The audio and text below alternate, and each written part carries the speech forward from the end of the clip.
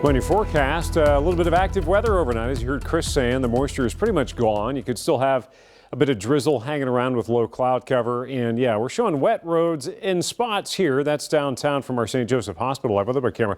Look at Letcher County. It's of course up in the mountains at Payne Gap on 293, but they've got accumulating snow and some slick travel conditions into our southeastern mountains. And the Max Track backs that up. Nothing here, but as soon as you drop south and east, yeah, there it is. And it's rapidly winding down, but you've still got a little bit in the way of some rain to snow in the mountains.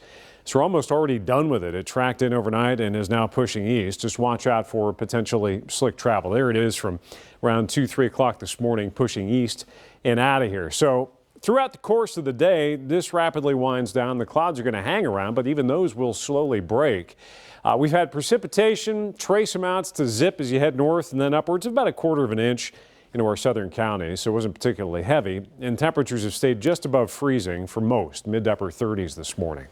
This cold front goes through later on today and tonight, hangs up a little bit and then finally clears the Commonwealth tomorrow. And as it does, we've got a high building in from the northwest. In between the two, the wind is going to be out of the northwest for a couple of days, which is going to drive the temperature down. If you look at the surface winds, you can see that southwest, that west to southwest flow that we've got today. Fortunately, we have it this morning. It's helping prop temperatures just slightly above freezing, but you can see those wind lines converge along that front as it tracks south and east, and there it goes.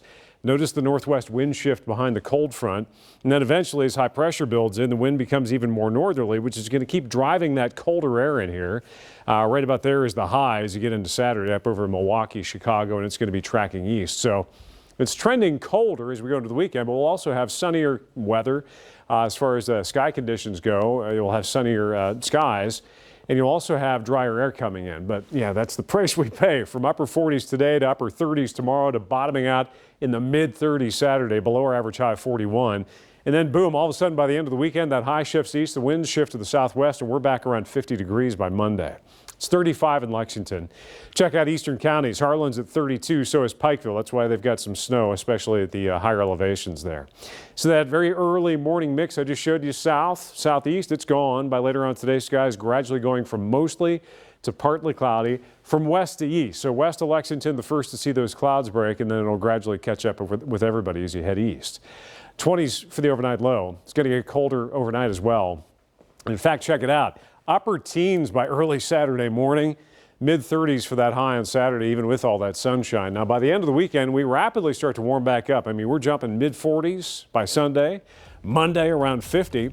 That means that the moisture spreading in Sunday night, Monday is likely going to be cold rain. And then at the tail end of it, Monday night, Tuesday morning, we may have a hint of a mix, but we're still running in the 40s toward the middle of next week.